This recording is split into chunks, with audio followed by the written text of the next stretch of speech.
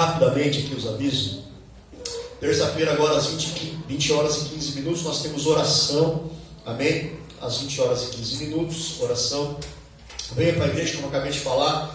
O segredo para a igreja do Senhor prosperar, ter vida, é oração e palavra. São essas duas ferramentas aí que nós temos para poder fazer a obra do Senhor. Então venha para a igreja orar. Terça-feira às 20 horas e 15 minutos. Quinta-feira, culto das irmãs. As irmãs vão estar na direção do trabalho, podendo fazer a obra do Senhor aí. Então as irmãs venham, os irmãos venham cooperar com as irmãs na próxima quinta-feira às 20 horas. Sábado, irmãos, sábado está chegando o nosso JOP, né? O nosso conexão. Nós conseguimos, para a glória do Senhor, para a honra do Senhor, nós conseguimos a escola ali, o FIUSA, né? A escola do FIUSA, nós conseguimos o pátio da escola, porque aqui na igreja provavelmente não ia caber, não ia ser possível fazer. Então nós corremos atrás ali e foi cedido para nós, no próximo sábado, estarmos ali realizando o trabalho do JOP a partir das 19 horas. Eu vou depois convocar alguns irmãos para nos ajudar, porque no sábado nós vamos ter que estar lá antes, né, para poder montar todas as coisas lá, ajeitar o som, ajeitar as cadeiras. Então vamos precisar de ajuda dos irmãos aí no próximo sábado para poder organizar. Mas sábado às 19 horas começa o trabalho oficialmente. Então os jovens aí, né, os meninos, os jovens, os irmãos, divulguem. O Adílio, que é o líder dos jovens geral do ministério, provavelmente vai fazer um banner aí essa semana ainda para nós podermos divulgar, tá bom? Mas já vai divulgando de boca, vai ser ali no FIUSA, na escola do FIUSA. Nós vamos estar ali realizando o trabalho ali em nome do Senhor Jesus, amém? E eu quero pedir para os irmãos que orem por esse trabalho durante essa semana, jejuem por esse trabalho nessa semana, para que nós possamos alcançar o objetivo, que é pregar o Evangelho de Jesus Cristo para o maior número de pessoas, amém? Então você tem aí uma missão durante a semana de orar, de jejuar e de convidar pessoas para estarem ali que ainda não conhecem a Cristo, que ainda não tem um relacionamento, um compromisso com o Senhor, para que ele possa sentir, viver ali uma experiência com Deus, amém, irmãos? Você crê nisso? Que Deus pode, nesse jogo aí, fazer um grande milagre e ganhar muitas almas para Jesus? Amém? É isso que nós temos que fazer. Nós temos que apenas... Nós não convencemos ninguém, nós não salvamos ninguém, nós não convertemos ninguém. Tudo isso é obra de Deus.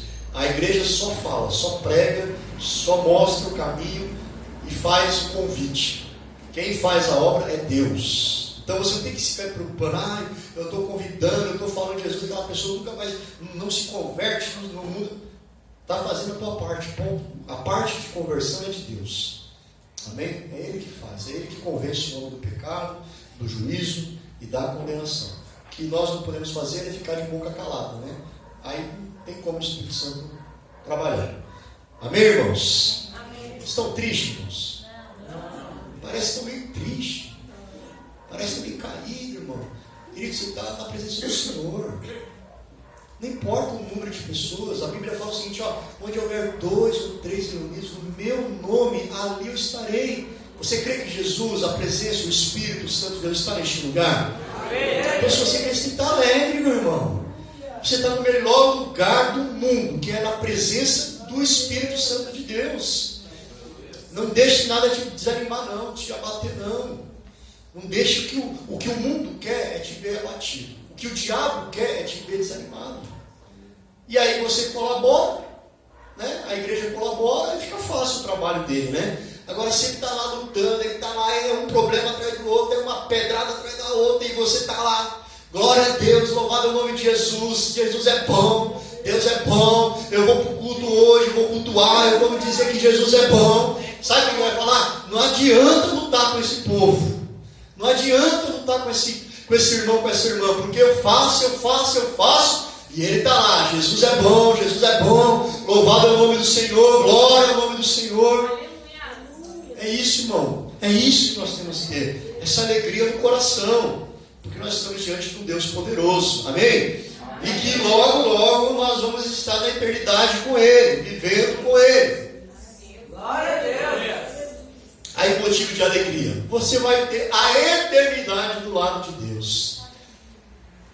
Isso aí não é para qualquer um, não. É só para aqueles que aceitaram Jesus como teu Salvador.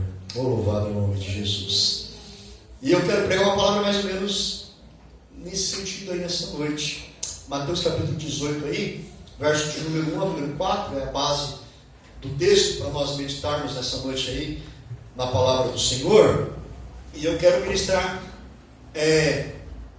baseado numa pergunta que os apóstolos fizeram para Jesus e uma resposta que Jesus deu a esta pergunta. E eu quero dizer para os irmãos que quem entrará no reino dos céus? Quem entrará no reino dos céus? Quem entrará no reino dos céus, irmãos?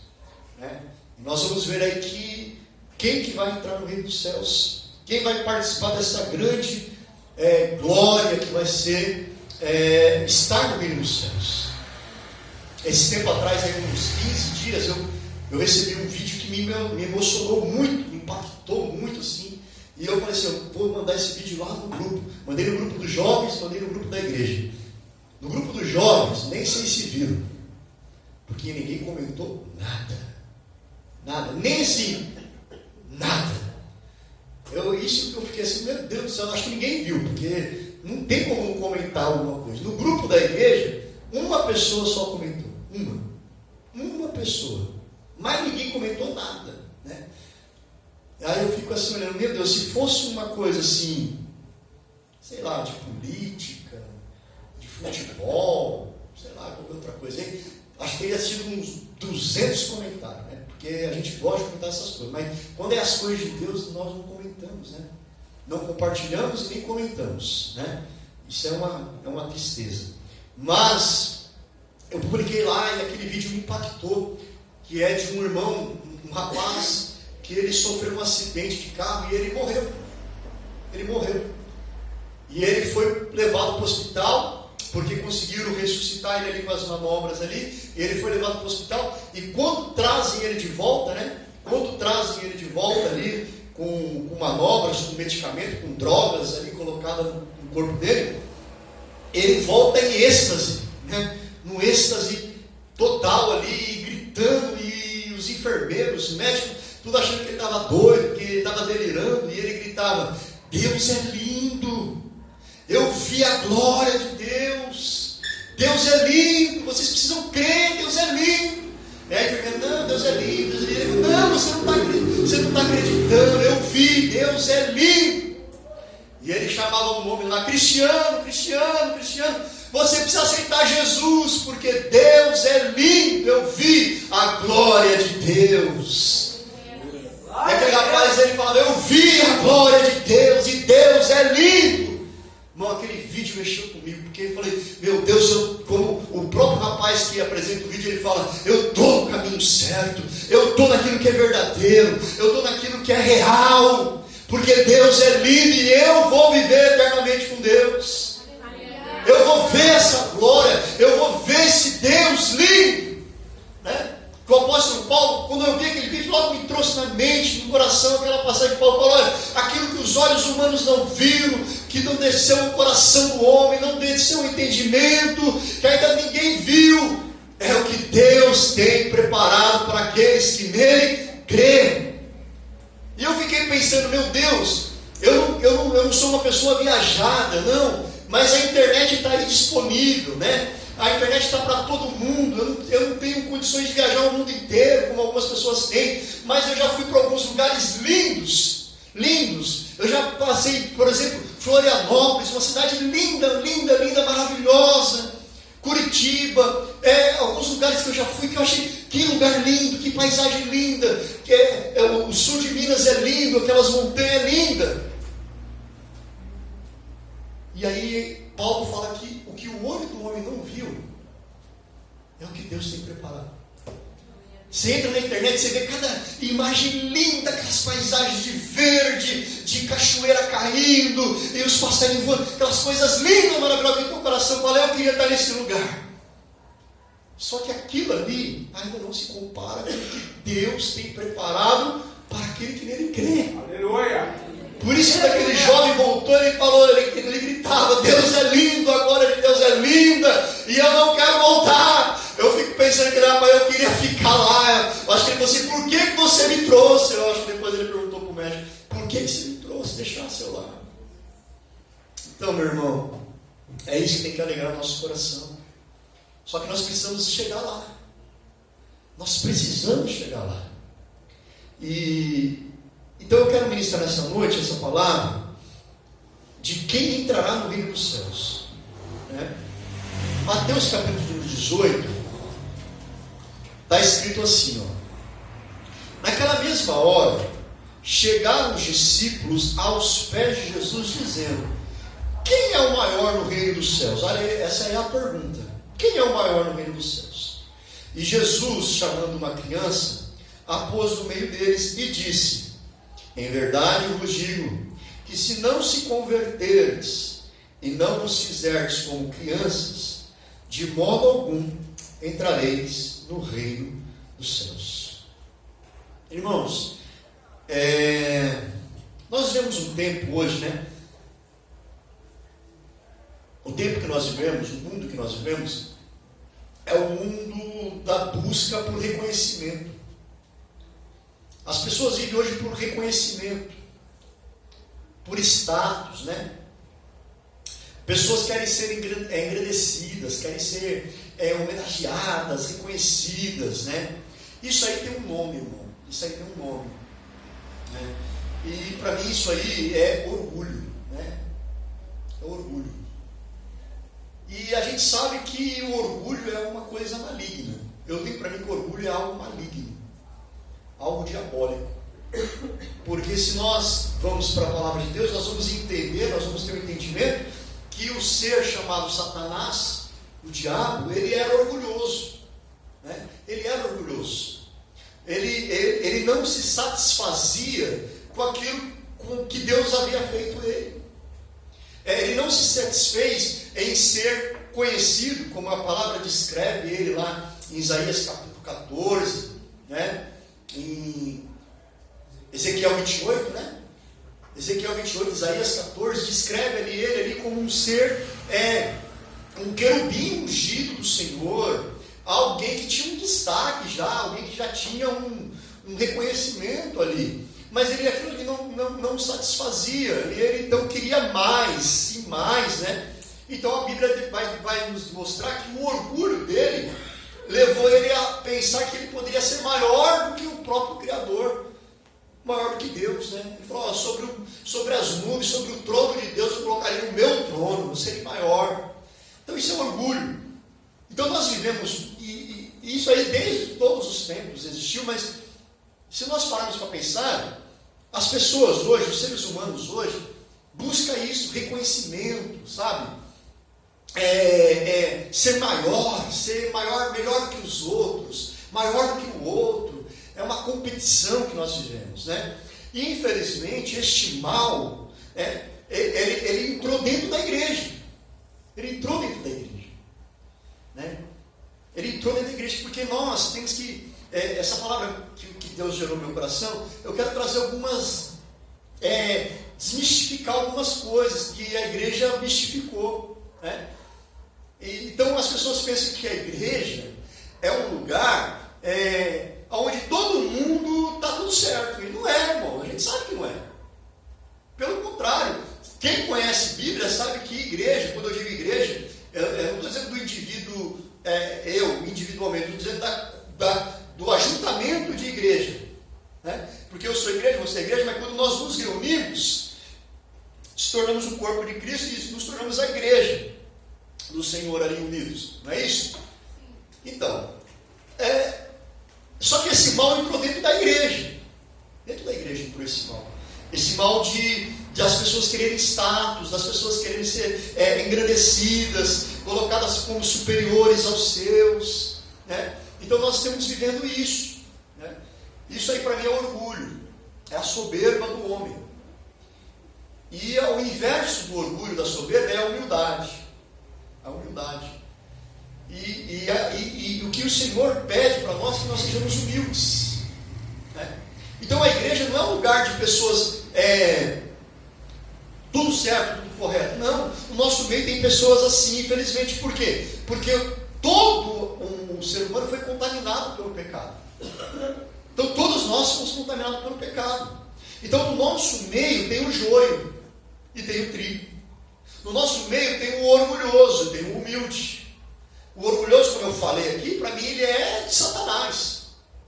Não tem outra palavra, é de Satanás. Quem tem esse sentimento dentro dele, ele é filho do diabo, como Jesus falou. Quem falou não foi eu, não, é Jesus. Vós sois filho do diabo. Como que eram os fariseus na época lá? Eles se achavam melhores que os outros. Mais santos, mais poderosos, mais inteligentes. Usavam lá as suas roupas com longos adornos para poder ser mais do que os outros. E Jesus falou: vocês fazem a vontade do pai de vocês. O pai de vocês é o diabo. Jesus falou claramente quem eles eram filhos. Então, para mim, a pessoa que tem esse sentimento dentro dela, ela é filha do diabo ainda. Ainda ela é filha do diabo. E infelizmente isso entrou dentro da igreja.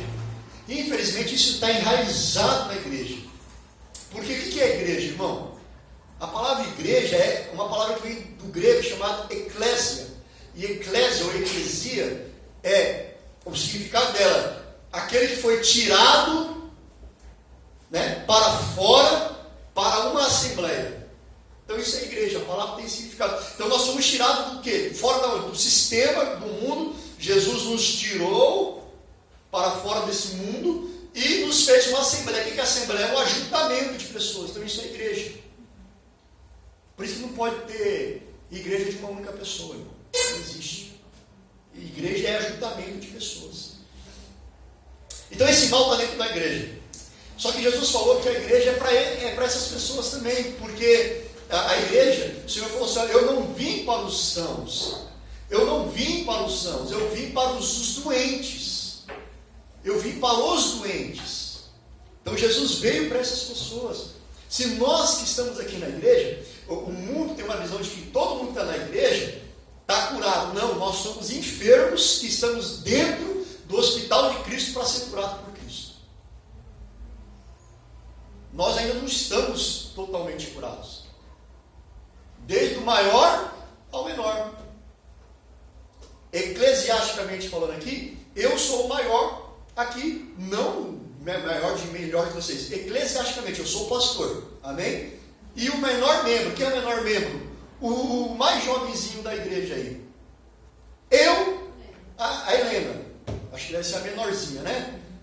Tanto eu quanto a Helena somos enfermos que estamos dentro do hospital de Cristo e precisamos ser curados. Não tem diferença. Não tem diferença.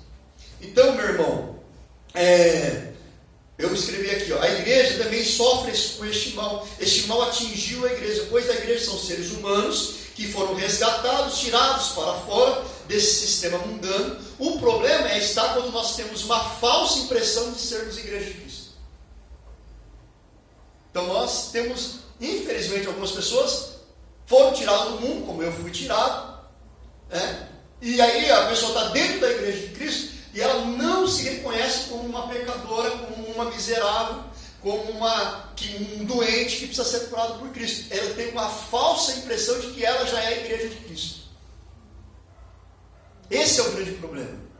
E aí quando a pessoa tem essa falsa impressão, ele não permite o Senhor trabalhar na vida dele, então ele permanece ainda com suas enfermidades dentro da igreja. Então ele continua ainda com alguns problemas. E nós vamos ver aqui nesse contexto aqui, meu irmão, o texto, né? Eu não vou sair do texto, porque quem sai do texto vira pretexto. Nós vamos ver aqui o texto, que o texto começa com uma pergunta, não é? Ó, naquela mesma hora chegaram os discípulos ao pé de Jesus dizendo: quem é o maior do reino dos céus? Então você percebe que esse mesmo problema por busca de reconhecimento estava lá onde? Estava onde? No meio dos apóstolos de Jesus, eles estavam lá disputando entre eles. Essa mesma passagem aqui escrita lá em Mateus, lá em Lucas, em Marcos, vai mudar alguma coisinha lá que vai dizer que eles estavam no meio do caminho discutindo entre eles quem era o maior. Aí já que a gente não decide se é Pedro, se é Tiago, se é João, quem que é o maior, vamos perguntar para Jesus, aí ele vai falar quem é o maior. Aí eles vão lá, aí chega aqui nessa parte, eles fazem a pergunta: Senhor, quem é o maior no reino dos céus? Então vocês vejam, meus irmãos, que o problema do orgulho, da raiz satânica, estava lá no meio dos apóstolos, ó. Porque no meio deles também estava essa preocupação, a preocupação da posição, quem é o melhor, né? Quem é o melhor? Talvez essa pergunta, ela tenha surgido, eu escrevi aqui, ó, talvez essa pergunta tenha surgido pelo fato dos últimos acontecimentos que estavam envolvendo os apóstolos ali. Você quer ver? Ó, vamos no contexto imediato, contexto mais próximo. Vai comigo lá em Mateus capítulo 16. Mateus capítulo 16 e verso de número 13. Então estava acontecendo algumas coisas com esses apóstolos, e principalmente com um apóstolo. Você vai perceber que um apóstolo aqui, ele estava no alvo, ele estava no foco, né? O que está escrito aí em Mateus 16, verso 13? Na minha Bíblia diz assim, ó, a confissão de Pedro, né? Então, vocês, não vou ler aqui a passagem, mas vocês sabem essa passagem. Jesus pergunta: quem diz os homens ser o filho do homem e tal? Aí um fala: dizem que tu és Elias, diz que tu és isso e aquilo, é um profeta. E Jesus: e tu, quem disse que eu seja? E vocês, quem disse que eu sou? E aí Pedro recebe uma revelação de Deus, e Pedro fala para Jesus assim: tu és o Cristo, o Filho do Deus Altíssimo. Aí Jesus olha para Pedro e fala: Pedro, não foi carne que te revelaste isso, mas foi o meu Pai que te revelou isso. E sobre esta pedra, como nós já aprendemos muitas vezes, não é Pedro que é a pedra, e nem a confissão de Pedro somente, é Jesus é a pedra. Ele é a pedra angular que edifica a igreja, que dá o crescimento da igreja, é Ele. Então ele fala: sobre essa pedra eu edificarei a minha igreja. Só que Pedro foi aquele que teve a revelação do Pai, né? Pedro teve a revelação do Pai. Aí Jesus continua aqui. Aí você vai no capítulo 17, meu irmão. Olha outro milagre que acontece no capítulo 17. Na minha Bíblia está escrito aí a transfiguração. Não está escrito na sua Bíblia também? Qual é o contexto dessa passagem da transfiguração? Jesus chega para os discípulos, chama 3 discípulos: Pedro, Tiago e João. Os outros 9 ficam lá embaixo. Os 9 já falou assim: o que está acontecendo aí? Até agora nós éramos 12, estava sempre junto, agora chamou 3. E Jesus falou: vocês ficam aí, Pedro, Tiago, João, vem comigo. E eles sobem no monte. Quando sobe no monte, acontece um dos maiores milagres da Bíblia. Eles têm uma visão do reino dos céus. E aí Jesus é transfigurado. O que é transfigurar? Muda. Jesus ali ele deixa de ser o Jesus homem e passa a revelar o Jesus Deus. E ele ali vem com 2 testemunhas do Antigo Testamento, Moisés e Elias, e conversa com eles. Quem está lá? Pedro. Só que agora está Tiago e João, mas Pedro está lá. Só que Pedro, ele toma uma atitude. Ele fala: Senhor, tu queres que nós fazemos 3 tendas, uma para o Senhor, uma para Elias e uma para Moisés? Então Pedro toma uma atitude. Então Pedro está ali no foco de novo, né? Está ali no foco de novo. Se os irmãos continuarem aí, nós vamos ver que no livro de Mateus, capítulo 17 e verso de número 24, nós vamos encontrar uma outra coisa aí que está acontecendo aí, ó. Jesus paga o tributo, um outro milagre. Só que nesse milagre, quem está envolvido no milagre? Pedro. Pedro está envolvido no milagre. Por quê? Porque alguém chega para Pedro e fala assim: vocês não pagam impostos? E Pedro fala: não, nós pagamos, né? Mas você e teu mestre não pagou ainda. Aí Pedro vai para Jesus e fala: Senhor, nós temos que pagar um imposto. Aí Jesus fala lá, tem um ensinamento, eu não vou ler a passagem aqui, irmão. Só que Jesus fala para Pedro: Pedro, vai lá, pesca, pega um peixe. Quando você pegar o peixe, abre a boca do peixe, dentro da boca do peixe vai ter uma moeda. Você vai pagar o meu imposto e vai pagar o teu imposto. Pedro vai lá, pesca, puxa o peixe, abre a boca, está lá a moeda. Quem estava no foco? Pedro. Pedro foi beneficiado por um milagre de Jesus. Então o contexto aqui, para chegar a essa discussão aqui de quem era o maior, né? Nós temos observando aqui que no meio daqueles 12, alguém está se destacando. Alguém está ali próximo de Jesus, está acontecendo alguma coisa. Está tendo revelação de Deus, está tendo milagre de Deus, está vendo coisas maravilhosas. Então começa ali a surgir um questionamento. Quem é o maior entre nós? Quem é o maior do reino dos céus? Quem vai ser o maior? Então os irmãos percebam aí, que, e eu escrevi algo aqui, irmãos, que os dons que Deus nos concede, os milagres que Deus nos concede, as bênçãos que Deus nos dá, o quanto Deus te usa, o quanto Deus me usa, é um perigo, porque pode acontecer de essas bênçãos, esses milagres, essa manifestação do Espírito Santo de Deus na vida de um ser humano caído como nós somos, pode levar ele à presunção, ao orgulho, à soberba. Então nós temos que ter cuidado com isso, porque Deus pode nos usar tremendamente na pregação, no evangelismo, nas curas, de impor as mãos e ser curado, no expulsar o demônio.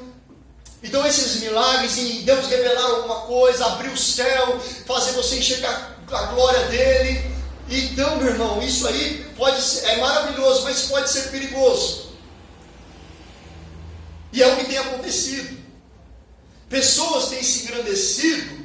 Por quê? Porque Deus, pela sua graça e pela sua misericórdia, pegou um miserável como eu e capacitou esse miserável como eu e deu dons para este miserável como eu. E os dons de Deus é para que a obra de Deus seja feita, mas não. Aí o miserável não entende isso. E o miserável que eu estou dizendo aqui é no sentido de miserável mesmo, porque todos nós somos miseráveis de Deus. Essa é a nossa posição, de servos miseráveis, que necessitamos da graça e da misericórdia do Senhor. Só que aí eu recebo essas bênçãos de Deus, ao invés disso me trazer mais humildade, e eu me empenhar em fazer as coisas de Deus, o homem, o que ele faz? Ele deixa que o orgulho entre no seu coração. E aí começa a ter essas discussões que o apóstolo tiveram. Quem é o maior? Quem é o melhor? Quem é o maior no reino dos céus?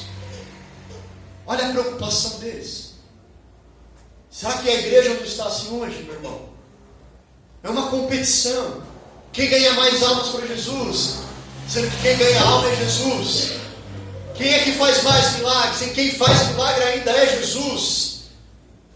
Quem é que faz tudo que nós fazemos? Nós não fazemos nada, irmão. Quem faz é Jesus. É o Espírito Santo de Deus que faz. Se Deus me usar aqui para levantar um morto, não foi eu que fiz o morto levantar. Quem fez levantar foi Jesus. Aleluia. Foi Jesus, meu irmão.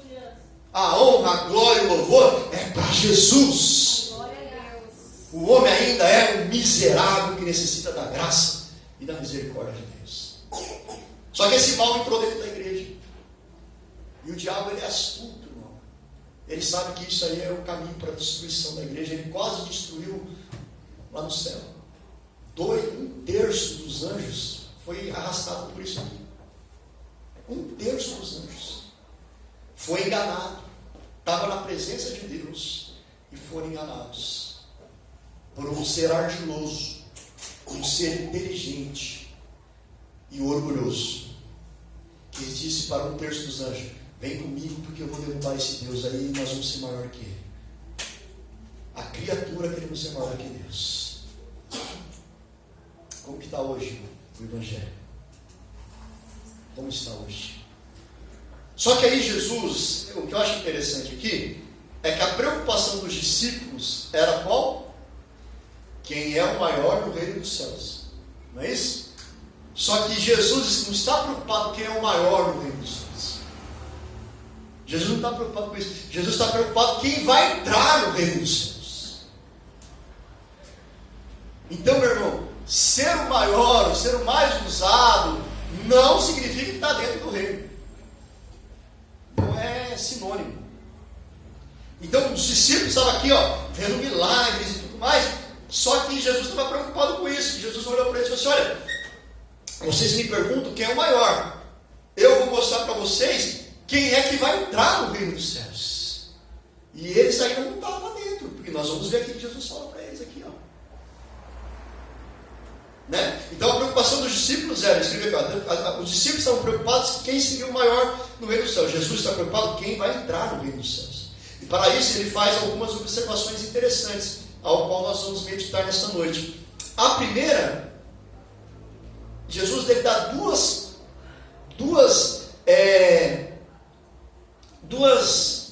coisas para nós compararmos, né, que ocorrem na vida de quem está dentro do reino dos céus. A primeira, Jesus fala o que para eles? Jesus primeiro pega uma criança, põe no meio deles, no meio dos discípulos. Pega uma criança e põe lá no meio.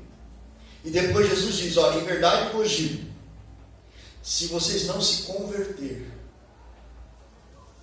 e não vos fizerdes como crianças, de modo algum entrará no reino dos céus.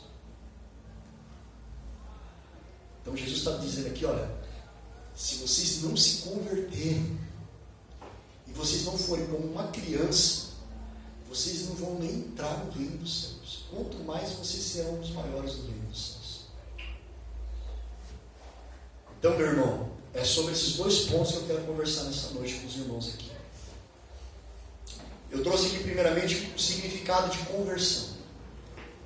O que é conversão? Ação ou efeito de converter ou converter-se. Presta atenção. Quando uma coisa passa a ser outra. Quando uma coisa passa a ser outra. A ação de alterar ou modificar um sentido, um caminho e uma direção.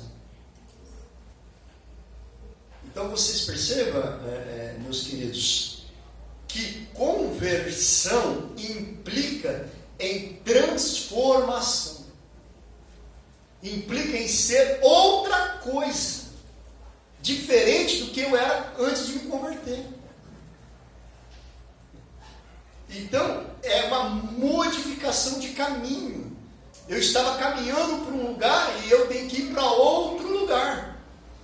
Então, isso é conversão. Então, Jesus exige, para entrar no reino dos céus, a primeira exigência que Jesus faz é: converta-se. Convertam-se. Sem conversão, sem modificação, sem transformação de vida, vocês não entram no reino. Vocês não entram no reino. Então, meu irmão, perceba que Jesus ele faz uma exigência. É necessário uma transformação, uma mudança, que nós chamamos de conversão. E eu escrevi algo aqui, quero compartilhar com os irmãos, que então, logo nós entendemos que conversão não é apenas uma mudança de religião. Para Jesus, conversão é muito mais do que mudar de religião. E como eu falei aqui, eu quero quebrar alguns paradigmas, alguns conceitos que a igreja criou, de achar que uma pessoa é convertida pelo simples fato dela abandonar uma filosofia ou uma outra religião. Então a igreja no Brasil criou esse conceito de ser uma pessoa, de ser uma igreja, que está errado. Então, a conversão que Jesus exige não é você deixar, como eu escrevi aqui, não era apenas deixar o judaísmo para se tornar discípulo de Jesus. Porque os apóstolos fizeram isso. Eles deixaram o judaísmo. E agora eram apóstolos de Jesus, seguidores de Jesus. Mas Jesus olha para eles e fala: vocês precisam se converter.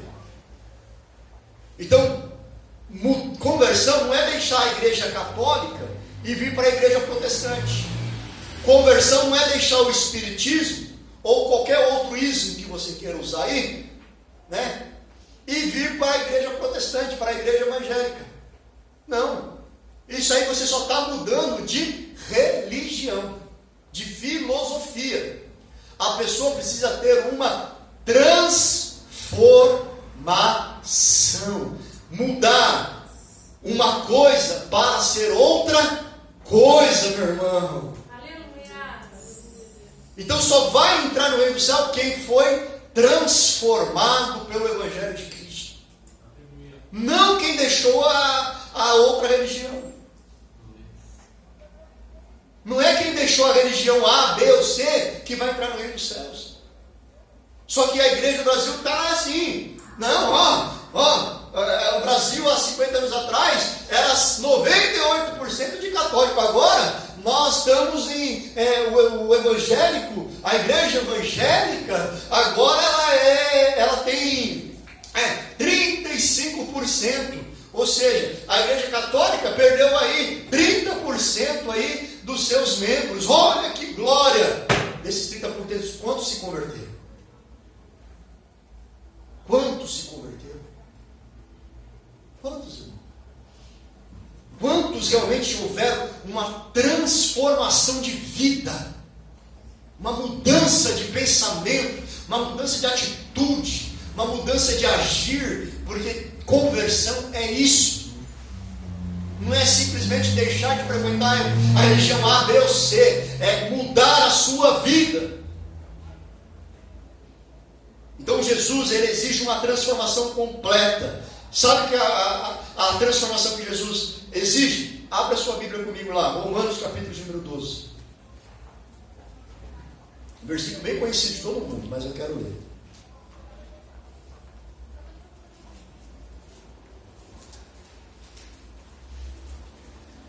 Se alguém achar primeiro que eu, quiser ler, fique-se à vontade.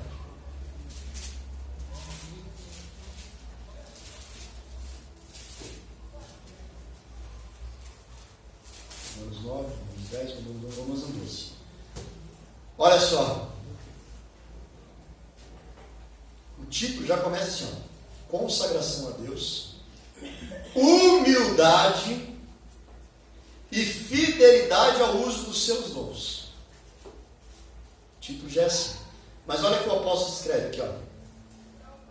Rogo-vos, pois, irmãos, pela compaixão de Deus, que apresentei os vossos corpos em sacrifício vivo, santo e agradável a Deus, que é o vosso culto racional. Não vos conformeis com este mundo, mas transformai-vos pela renovação do vosso entendimento, para que experimentais qual seja a boa, agradável e a perfeita vontade de Deus. Isso chama-se conversão.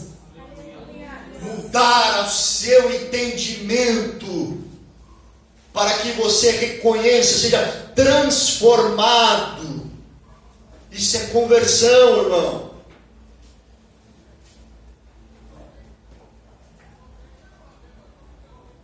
E aí ele vai falar: porque pela graça me é dada, digo cada um dentre vós, que saiba mais do que convém saber, mas que saiba com temperança, conforme a medida da fé que Deus repartiu a cada um. Porque assim como um corpo temos muitos membros, e nem todos os membros têm a mesma operação, assim nós somos muitos, mas somos um só corpo em Cristo.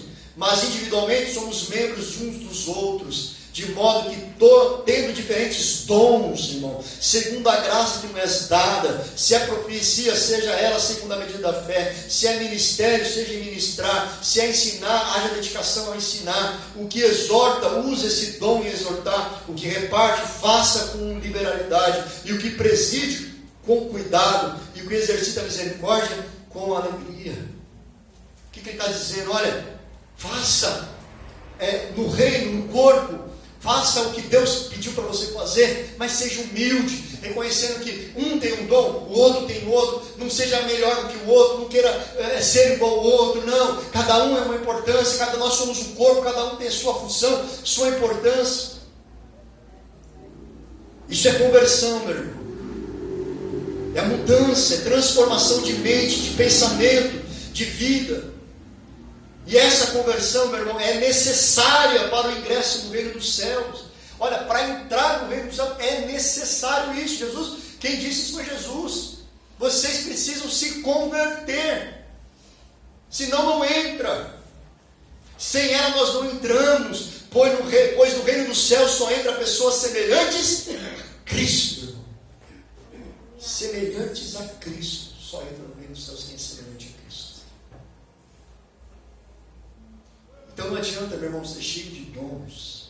deixar os dons dominar o teu coração e você querer ser maior e melhor do que os outros. Porque não entra. Só entra quem é semelhante a Cristo, quem se humilha. Como Cristo se humilhou.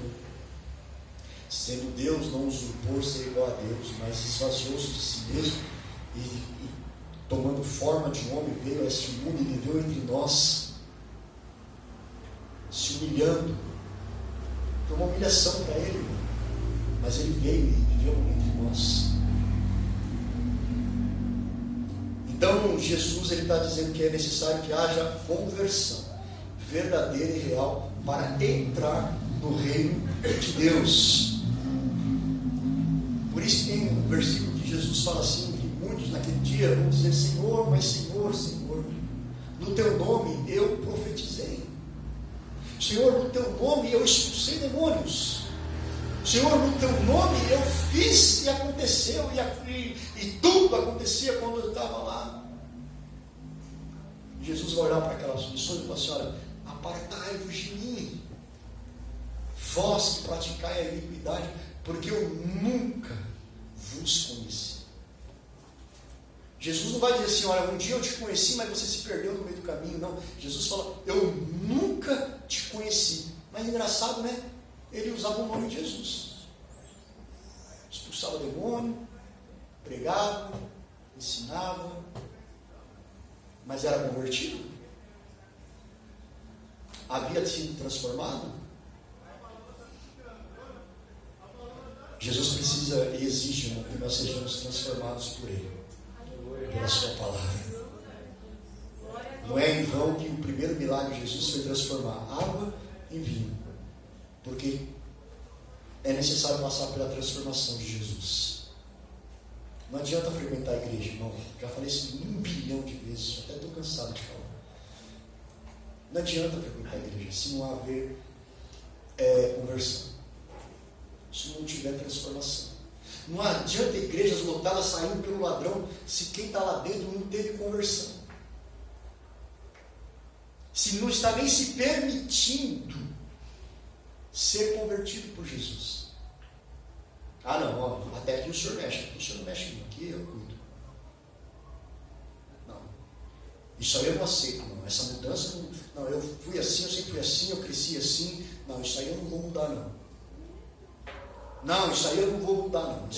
Não, eu até reconheço que eu sou mais ou menos assim, mas isso aí, ó, o problema é meu. Cuidado, meu irmão. Cuidado, meu irmão. Porque isso aí pode tirar você do reino dos céus. Essa coisinha aí pode tirar do reino dos céus. Continuando, Jesus, ele era um mestre por excelência, porque Jesus só não fala, ele não falava apenas, ele também mostrava com exemplos. Né? Ele não só, olha, você precisa se converter e ser como uma criança. Ele pegou uma criança, ele falou assim: ó, vou mostrar para vocês quem é que entra no reino dos céus. E ele traz o exemplo, ele toma forma aquele ensinamento que ele acabara de fazer. O exemplo que Jesus traz de uma conversão genuína é a figura de uma criança, irmão. Então você quer ter um exemplo de uma pessoa que é convertida? Eu vou te dar aqui algumas características de uma pessoa convertida. Portanto, eu escrevi aqui, ó, portanto, os verdadeiros convertidos são como crianças, não na maneira de agir e nem de se comportar, e sim no seu interior.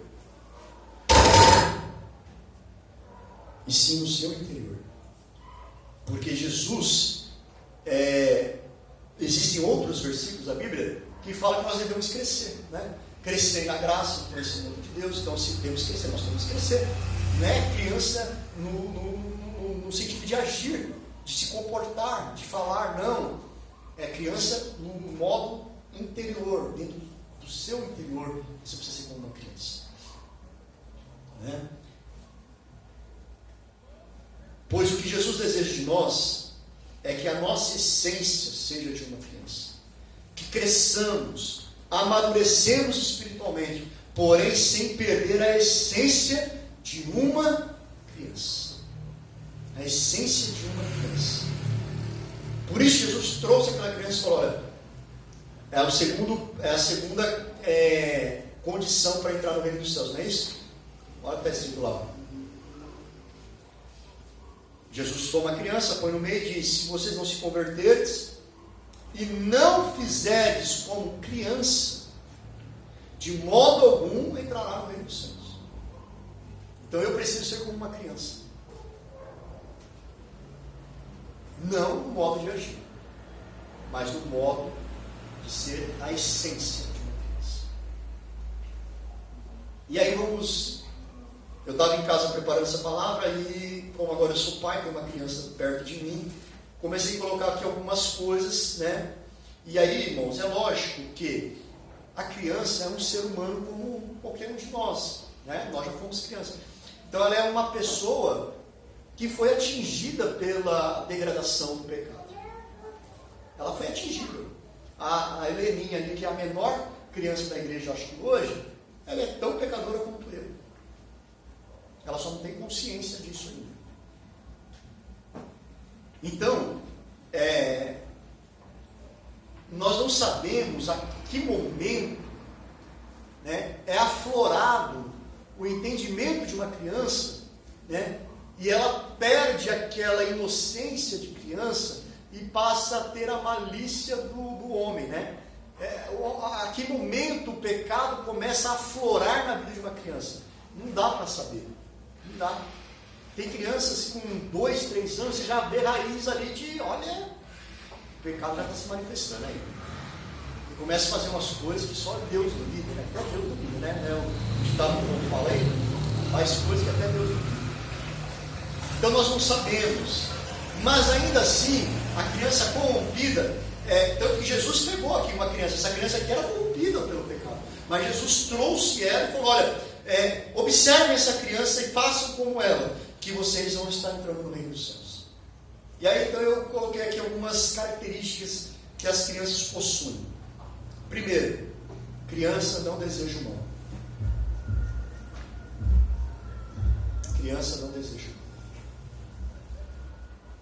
Dificilmente você vai ver uma criança falar para outra assim, eu desejo que você, né, aconteça isso, aconteça aquilo. Como nós muitas vezes falamos, né? Nós, que eu digo nós cristãos, dentro da igreja. Fulano? Aconteceu com o fulano. Bem feito, nesse. Bem feito para ele. Está de bom tamanho, é o que ele merece. Não é isso que nós fazemos? Criança não tem isso. Como eu disse aqui no início de entrar nisso aqui, eu falei, nós não sabemos a que momento isso começa a aparecer na criança. Mas uma criança, vamos pegar uma criança na sua essência, da sua pureza, da sua inocência, ela não deseja o mal para outra pessoa. Ela não deseja o mal. Como nós desejamos. E eu estou dizendo nós convertidos já, né? Estamos dentro da igreja. E desejamos o mal. Uma outra característica que eu coloquei aqui de uma criança, a criança ela é totalmente dependente. Né? Uma criança é totalmente dependente. Ela depende dos cuidados da pessoa que está do lado dela para tudo. Ela não consegue fazer nada por si só. Né? Para comer até uma certa idade, o pai tem que dar comida na boca, a mãe, senão morre de fome, porque ela não sabe comer. Né? Ela é dependente para tudo, para o banho, para a troca de roupa, tudo ela depende de alguém, ela depende de alguém para poder sobreviver nesse mundo. E nós, muitas vezes, seres humanos já convertidos dentro da igreja, esquecemos que também nós somos dependentes. Dependentes de quem? Deus, da graça de Deus. E aí nós esquecemos que nós temos um Pai e que nós dependemos dele para tudo. Não mudou não. Para você respirar aí, vai ser. Você dependeu dele, porque se ele falar acabou, acabou. Para você fazer qualquer coisa na tua vida, você depende dele, irmão. Porque é ele que te sustenta. É Ele que te dá, é Ele que te faz. Mas nós achamos que somos independentes de Deus. Aí nós começamos a tomar atitudes por nossa conta. Começamos a tomar decisões por nossa conta. Esquecemos do Pai. Né? Esquecemos do Pai. Tem aquele louvor lá, acho que é o David King, que fala assim: quero ser como uma criança, né? Te amar pelo que és, voltar à inocência, olha, e acreditar em Ti. Mas às vezes nos esquecemos. Me ajuda aí, que agora eu esqueci a letra. E muitas vezes sou levado pela vontade de crescer. Torno-me e deixo. E aí, irmão? É verdadeiro isso aí. Eu não sei cantar, mas a letra eu lembrei quase que toda. Tomo um desejo de crescer, eu torno-me independente, deixo simplesmente de crer. Nós já não cremos mais. Achamos que Deus não responde oração. Achamos que não é mais importante orar. Já não vale mais a pena orar. Já não vale mais a pena esperar. Não, tomamos decisões, apenas decisões. Por quê? Porque somos independentes. Eu não preciso mais de Deus. A igreja criou outra falácia. Não, eu já sou crente. O que eu fizer, Deus vai me abençoar. Vai nessa que tu vai ver. Cai nessa que tu vai ver. Não tem isso aí? Já ouviu isso aí? Não, irmão, eu estou na igreja, eu sou servo de Deus, eu sou dizimista, eu sou isso, eu sou aquilo. O que eu fizer, Deus vai me abençoar. O papai vai assinar embaixo, vai.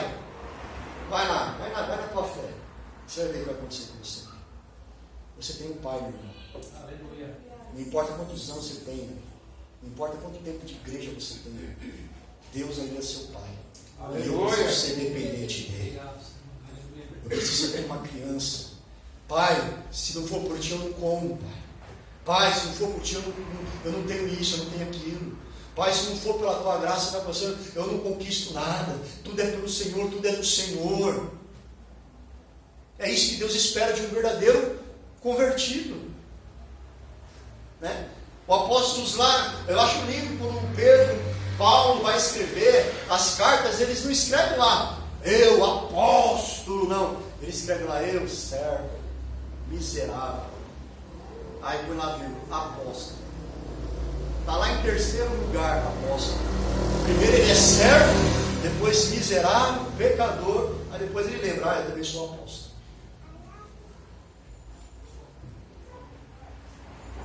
O que ele quer dizer? Eu sou dependente. O servo, o contexto de servo no Antigo Testamento, e também na época de Jesus, irmão, era de uma criança. O servo ele não tinha liberdade para fazer nada sem o seu senhor deixar ele fazer. Nada. Na hora de comer, o senhor fala, você vai comer, servo. Aí o servo ele não tinha liberdade. Ele era servo. E nós somos o quê? Servos. Dependentes de quem? De Cristo. Uma outra coisa que criança é, irmão, criança ama incondicionalmente. Criança ama incondicionalmente. Você pega crianças, irmão, eu já vi isso aí acontecer. De qualquer nível social. Você pega o rico, classe média alta, classe média baixa, o pobre, o filho do pobre, do pobre, do pobre, do pobre, do pobre, do pobre, do pobre. Põe todo mundo junto numa sala. Todos se tornam amigos. Todos viram amigos. A roupa pode até ser diferente. Né? Um está com tênis da Nike, o outro está com tênis Lecheval, como eu sempre usei. Mas não tem diferença. Não tem diferença. Agora pergunto você, e nós? Que crescemos e somos cristãos. Como que a igreja trata as pessoas hoje? Se entra um mendigo aqui, muitos de nós, olha lá, não vou nem arriscar, talvez eu, vou desprezar. Vamos desprezar. Ninguém vai nem querer sentar perto. Se marcar, em alguns lugares, se marcar não, exige isso. Em alguns lugares não deixa nem entrar na porta. Mas são cristãos, né? Mas o mendigo não pode entrar. O mendigo não pode entrar. E criança, ele ama incondicionalmente, irmão. Criança, ela gosta de outra criança simplesmente porque gosta. A criança não fez nem o bem nem o mal para ela. Ela gosta dela. Ela gosta, ela ama aquela criança. Ela gosta, ela quer estar junto, ela quer brincar.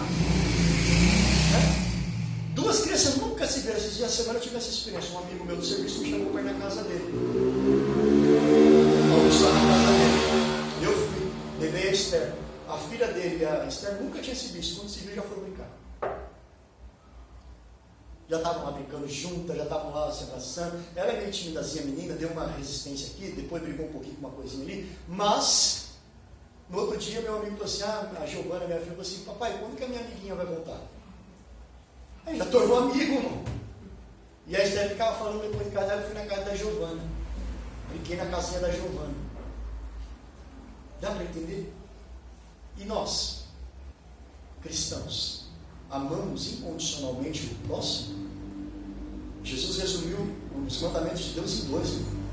Amarás o teu Deus com toda a sua força, com todo o seu entendimento, somente Ele amarás, somente Ele adorarás. O segundo mandamento é semelhante a esse: amarás o teu próximo como a ti mesmo. Aí eu te pergunto, será que nós, cristãos, hoje cumprimos esses mandamentos? Amamos incondicionalmente ou amamos aquele que queremos amar? É fácil amar vocês, irmãos, aqui na igreja. Muito fácil. Eu amo todos vocês aqui. Amo todos. Mas e quem pisa no meu pé? E quem está lá no mundo e deseja o meu mal? Será que eu amo ele? Criança ama incondicionalmente. Não tem classe social. Não tem diferença. Ela simplesmente ama. Simplesmente ama. Hoje eu preciso pregar do jeito que eu sempre quis pregar. Criança não é pura. Criança não tem malícia. Abra sua Bíblia comigo lá em 1 Coríntios capítulo 14, verso 20.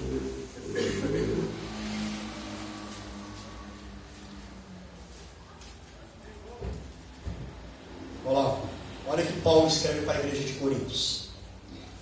14, 20. Irmãos, não sejais meninos, algumas versões para dar crianças, no entendimento. Lembra que eu falei? Não sejais crianças no entendimento, mas sede meninos, crianças na malícia, e adultos no entendimento. Olha aí, Paulo pegando o exemplo de Cristo. Olha, criança não tem malícia. O que é malícia, irmão? Maquinação do mal. Isso é malícia. Maquinação do mal. Criança não tem isso, irmão. E Jesus fala o quê? Que nós temos que ser como criança para entrar onde? No reino dos céus. E aí, meu irmão? E aí?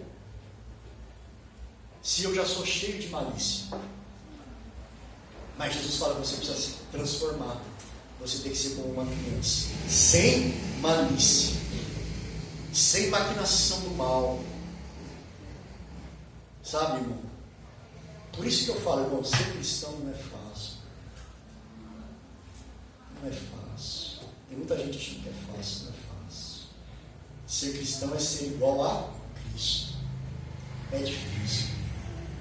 Se não é a graça, se não é a misericórdia, se não é o joelho no chão, se não é todo dia falar: Senhor, me ajuda, me perdoa, Senhor, me conserta, faz esse vaso de barro em vaso de ouro, faz, Senhor, essa madeira torta, conserta essa madeira torta, quebra e faz um vaso novo. Se não é isso, meu irmão, fica difícil. Porque criança não tem maldade, não tem malícia dentro do teu coração. Ela é pura. Ela é pura, meu irmão. Criança, irmão, perdoa. Não guarda mágoa ou rancor. Ainda que ela seja machucada. Essa semana também a gente dar umas palmadinhas na Esther. porque ela estava só pela misericórdia. E eu dei umas palmadinhas nela. Não no bumbum, porque estava cheio de falta, não ia doer nada. Eu dei nas perninhas mesmo. As perninhas que agora está gordinha, tá bom. Tive que fazer com o pai, um coração dolorido. Tive que fazer. Sabe o que foi mais lindo? Ela abriu um berreiro. Abriu um choro, irmão. Uma gritaria. E eu fiquei, não vou ficar aqui duro. Não vou lá. Bati, agora vou lá consolar, não. Mas deixei chorar. Deixei chorar, e ela chorou, tudo porque ela queria bala. Mas eu já tinha dado 2 à noite, eu falei, não vai pegar a terceira. Você vai ver quem é que manda aqui nesse lugar, menina.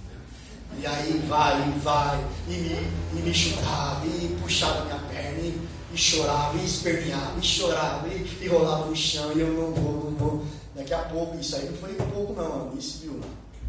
Foi um bom tempo. Daqui a pouco parou de chorar, sentou na coisa e começou a brincar. E aí eu falei assim, quer ver? Falei, amorzinho, bebezinho do papai, vem cá com o papai. Sabe o que ela fez? Deixou o brinquedo, levantou e veio deitar no meu colo. Aquele que tinha acabado de bater nela, tinha negado o desejo que ela queria, mas daqui a pouco, quando falou, vem cá com o papai, ela deixou de brincar e foi para o meu colo. Sabe o que isso é? Perdão. Não guardou mágoa. A criança não guarda mágoa. Ela acabou de sofrer ali as palmadinhas, a recusa do seu desejo. Mesmo assim, aquele que a machucou, quando chamou e pediu o colo e pediu o abraço, ela deu. Eu falei, dá um beijo pro papai, deu. E nós, irmão, como que nós agimos com aquele que nos machuca? Com aqueles que nos causam dor, com aqueles que não fazem o que nós queremos.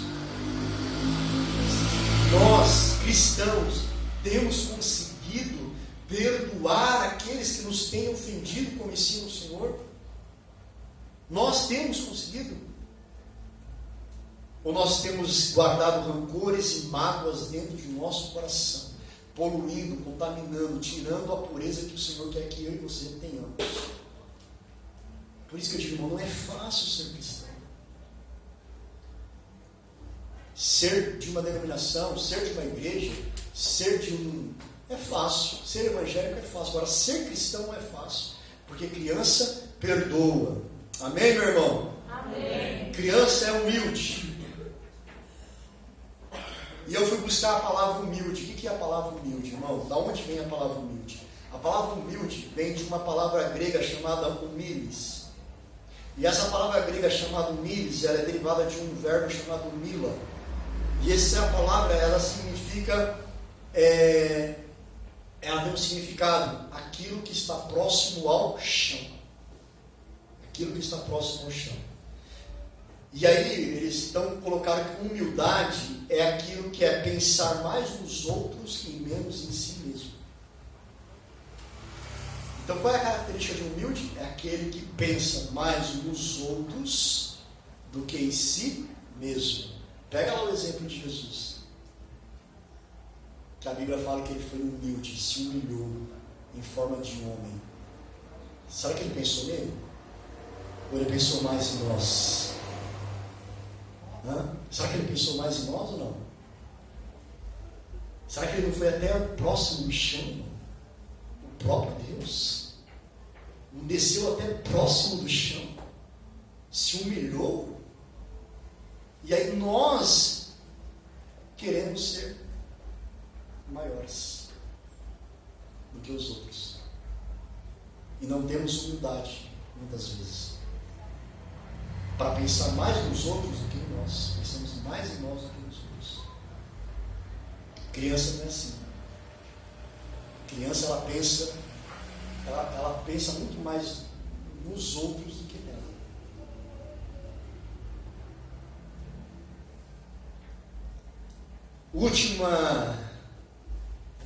A última referência que eu peguei aqui de uma criança, Pode ter outras aí que você possa estar pensando que eu não peguei na hora. Mas para mim, criança, ela tem uma qualidade que é de encarar desafios acreditando que tudo é possível. Você pergunta para uma criança, o que você quer ser quando crescer? Geralmente ela vai falar sempre o maior dos maiores profissões, né? Eu quero ser médico. Eu quero ser engenheiro. Quero ser cientista da NASA. Quero ser não sei o quê. Geralmente é isso, né? E ela encara aquilo como se fosse fácil, é possível. Eu posso alcançar. Eu posso chegar lá. Até que ela vai crescendo e aí vai morrendo isso dentro dela e ela vai deixando de acreditar nisso. E aí eu classifiquei isso, sabe o quê? Como fé. Fé não é exatamente isso? Acreditar naquilo que é impossível de acontecer, mas que pode acontecer, sabe por quê? Porque nós temos um Deus poderoso. Criança encara desafios acreditando que tudo é possível, irmão. Tudo é possível para a criança. No mundo imaginário de uma criança, tudo é possível. Tudo é possível. E nós temos que encarar a nossa vida dessa maneira. Para Deus não há impossível. Mas nós colocamos impossíveis para Deus. Porque nós perdemos isso, essa fé, essa crença nesse Deus poderoso. Com isso aqui eu não estou dizendo que tudo vai acontecer na tua vida. Vocês sabem, vocês me conhecem. O que eu estou dizendo é que eu não posso perder esta fé de crer que Deus pode fazer o impossível. Aleluia. Como uma criança, ela não perde no meio dos desafios, no meio das dificuldades, ela continua acreditando que o sonho dela é possível. Aleluia. Que ela pode alcançar. Que ela pode chegar. E Jesus está dizendo aqui para nós essa noite que aqueles que não forem semelhantes a uma criança não entrará no reino dos céus.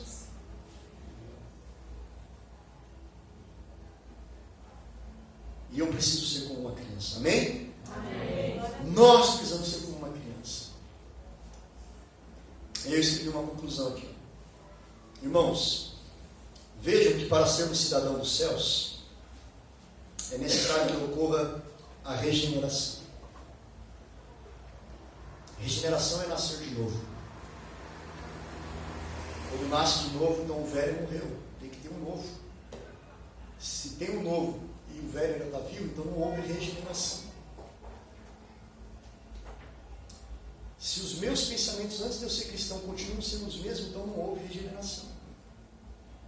Se os meus sentimentos continuam sendo os mesmos de antes de eu ser cristão, então não houve regeneração. Se eu não consigo perdoar quem me machucou, como eu não perdoava antes de ser cristão, então não houve regeneração. Eu continuo sendo um crente dentro da igreja, velho homem, velha mulher. Não houve transformação genuína. Não houve a conversão genuína. E sem a conversão genuína que Cristo exige, nós não entramos no reino. Nós não entramos no reino. Temos que ser como criança, pois nós crescemos. E com isso nós nos contaminamos com o mundo e com todas as suas malignidades. Portanto, é necessário voltarmos todos os dias aos pés de Cristo e pedir-lhe e perguntar-lhe: quem é o maior do reino dos céus? Não. E sim dizer a ele: Senhor, torna-me como uma criança. Faça-me como uma criança na sua presença. Porque assim, meu irmão, nós vamos alcançar o reino de Deus. Aleluia! Então esta oração eu conquistei todo dia na minha vida. Senhor, faça-me como uma criança na sua presença. Porque senão nós não vamos entrar no reino dos céus. Então quem entrará no reino dos céus, irmãos, os verdadeiros convertidos, os verdadeiros santos, os verdadeiros servos do Senhor. Não aqueles que têm uma falsa identidade cristã, mas aqueles que realmente assumiram a identidade de cristão, que reconhece a sua pobreza espiritual, que reconhece a sua miserável condição de homem, que reconhece os seus pecados, que reconhece a sua degradação e que sabe que é mal e que precisa ser transformado e vai aos pés da cruz e diz: Senhor, transforma-me em uma criança na tua presença. Que eu possa crescer na graça, que eu possa crescer no conhecimento, mas manter sempre a minha humildade de uma criança, manter sempre a minha pureza de criança, manter sempre a minha sinceridade de criança. Outra coisa, criança é sincera. Nem coloquei aqui, criança é sincera. Criança não mente. Até certo ponto, né? Eu já falei anteriormente, mas na sua grande maioria, criança não mente. Quando ela fala eu amo, e pronto, acabou. Não é um amor fingido, não é um amor forçado, é um amor verdadeiro. Amém, meu irmão? Amém, meu irmão? Essa é a mensagem de Deus para o teu coração nesta noite. Em nome de Jesus, coloque-se de pé.